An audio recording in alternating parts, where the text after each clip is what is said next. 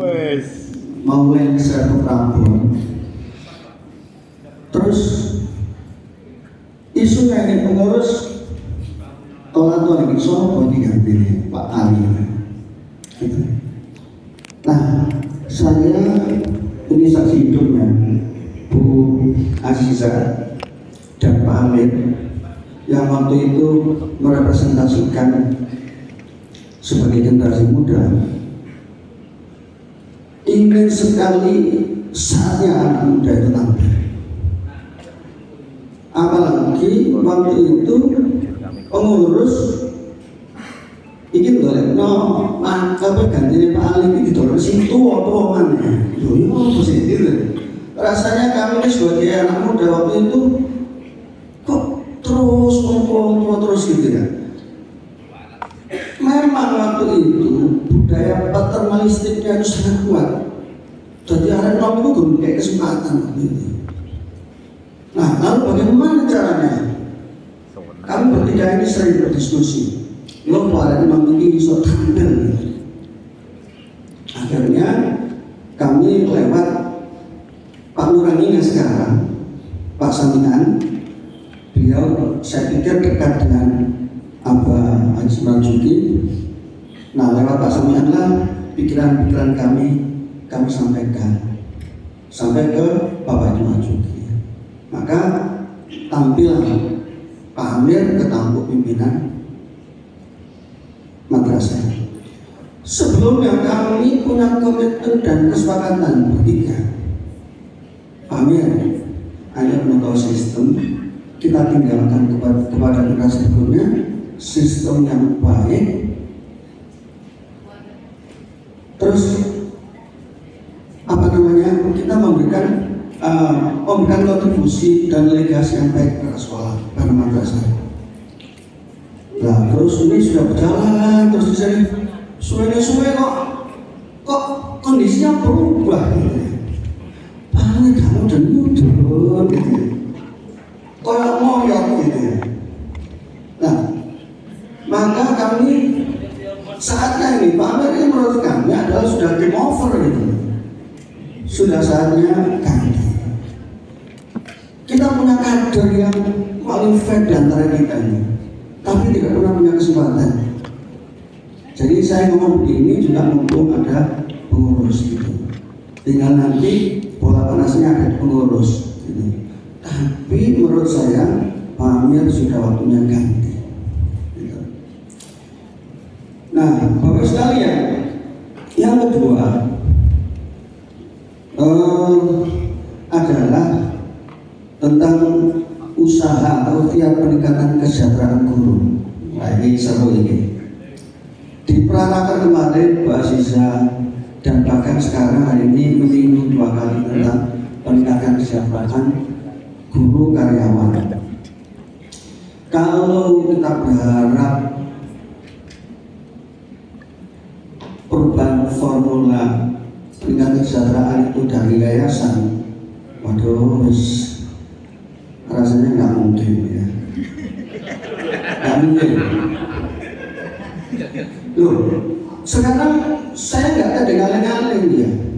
Saya ingin mengajar 30, kalau resminya, kalau surat itu tidak sesuai dengan fakta yang sebenarnya. Saya itu hampir 35 tahun lagi, hampir sekitar 35 tahun mengambil di biaya rumah. Gaji saya itu 1.600.000. Loh, saya di luaran itu, saya punya banyak komunitas. Apa cerita soal gaji itu? Mosok.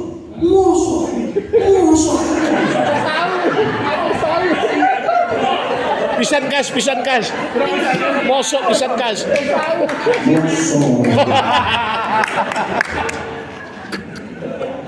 Nah, di akhir rapat terakhir menjelang Pak Amir berangkat ke Tanah Suci, ada kata-kata Pak Amir yang saya kutip ya. Silakan teman-teman kasih ide, kasih masukan. Kalau punya hitung-hitungannya, monggo silakan. Ayo kita bicarakan kesejahteraan guru ini peningkatannya. Wah ini nafsu saya semakin Dirahi, ojo nafsu. mohon maaf deh Bapak Ketua Yayasan, saya ini yang paling konsisten berbicara tentang kesejahteraan guru. Sejak masih ada almarhum Bapak Kiai Haji Umar Ahmad, saya sudah bicara soal ini, khusus pada almarhum Bapak Kiai Haji Umar Ahmad. Al-Fatihah.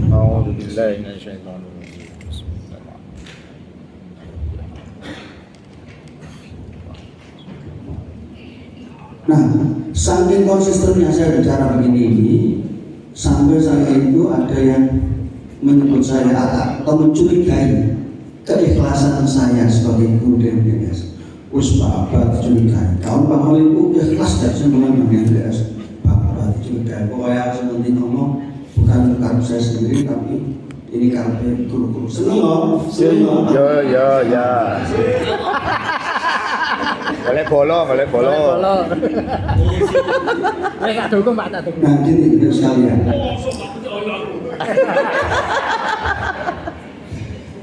Kuncinya itu sebetulnya ada di kepala madrasah. Saya pernah berkali-kali mendengarkan yayasan itu menyampaikan, yayasan itu kepala sekolah itu wis berkontribusi kepada yayasan. Saat ini ya, liani sakarmu kelola. Oh ini sebetulnya Bapak Ibu sekalian. Jadi tinggal goodwill, tinggal keberpihakan Pak Amir saja kepada kita.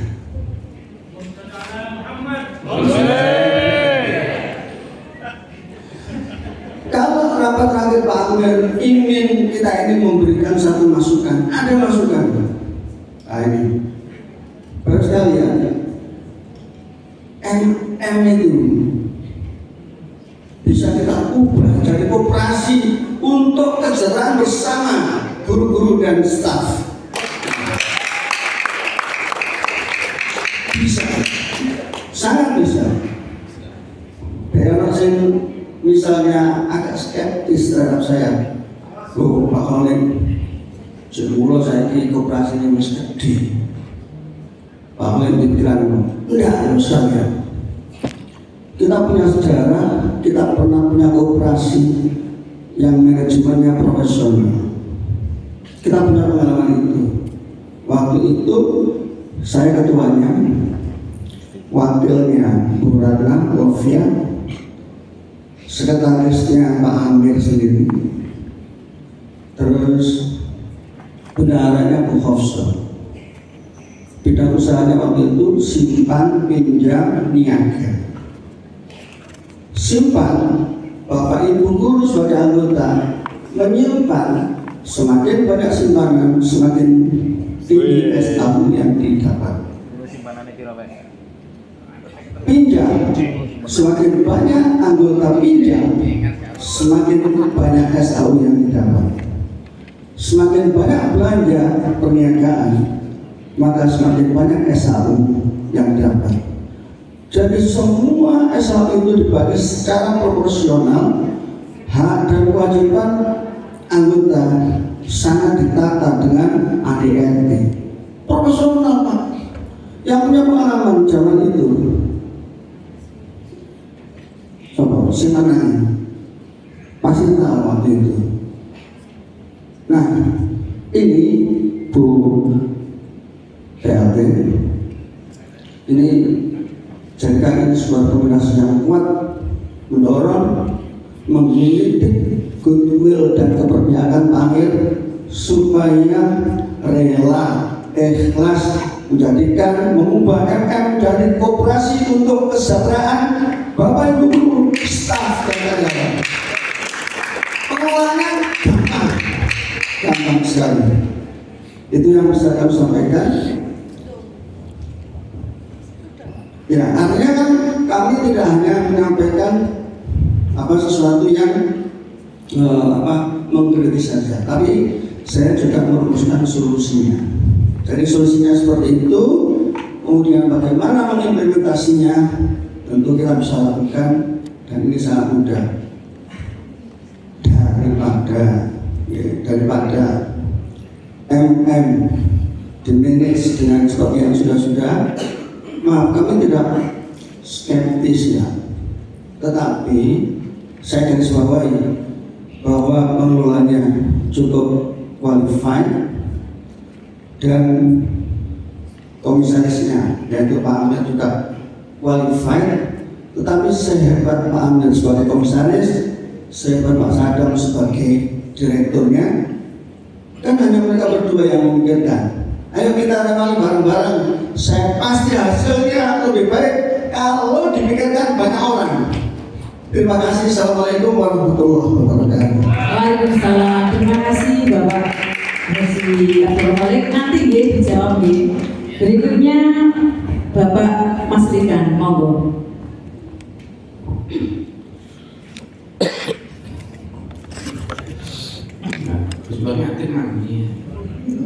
Assalamualaikum warahmatullahi wabarakatuh.